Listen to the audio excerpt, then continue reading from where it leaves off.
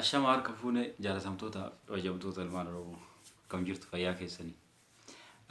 Dhiyeenya kana piraankiilee garaagaraatiin namoota garaagaraa aktiivistoota gurguddoo fi xixiqqoo irratti piraankii gochuudhaan isin bohaarsuudhaaf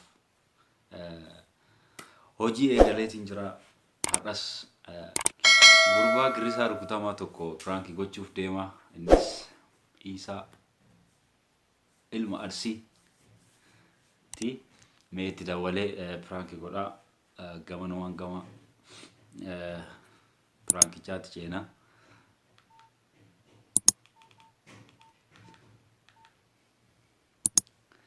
Waan jedhume wajjumaan laallaa akka waan inni waa'ee kiyya na duwwaa haasa'ee godhee gaafadha.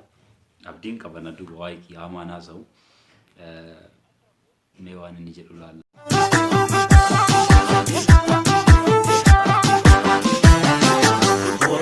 Abdii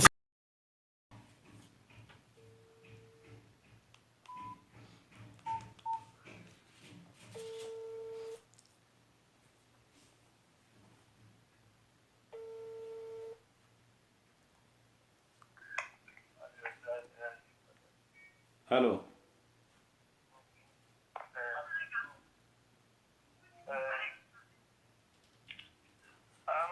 Salam alaikum. Nagaa Isaa. Jirta? Fayyaa keeti. Akkam obbo. Wallahi bareeda beeta. Nama bira jiraaf bilbila sirra cufadhe akkas gabbayee siin haasa'uuf. Akkasi nagaa? Laa manuma jira.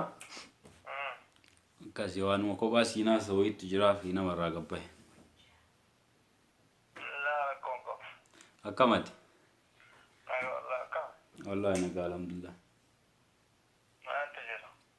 Wallahi nagaa malee homaan jirani. Qo'ee ka jedhu. Anaafati kabajaa waliin qabnu.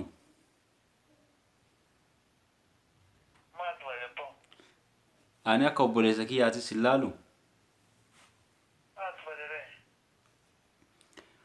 Jechuun qo'ee anaafati urguma walitti dabalamne Isaa guyyaa tokko akka nama biraatis ilaalee beeka akka nama hambaa yookaan wala obboleessa kiyya caalaa ofis si dhiyeessee waanuma maraanuu yaadaanillee gorsaanillee waanuma maraanuu waliin jirraami.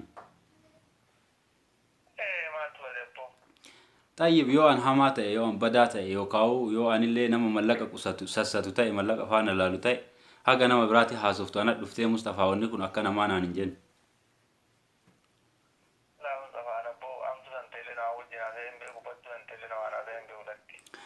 Akkana Mustafaan birrii qusataa birrii jaalataa nama caalaa jetta jedhani maali ani jechuun yoo majaaladhille anaafati nama wajjin jiru hiriyooma qabna.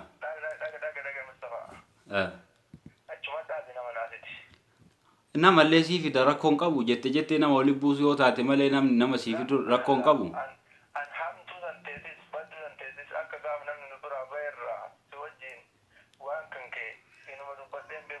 Mustafaan akkanatti amma waan biraatti illee miti Mustafaan birrii jaalataa jette jedhan an birrii jaaladhaa Isaa.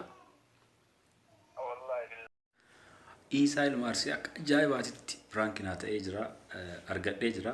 Piraanki ta'uu keessaa waa'ee kiyya maasooyita jedheen jennaan nama wayii maqaa naa dha'e jechuudha. Nama sana ammoo waan akka eenyummaan isaa beekamu hin barbaanne.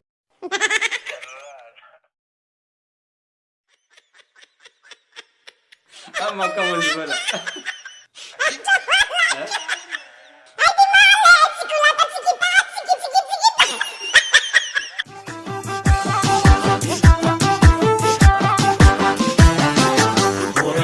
Abdi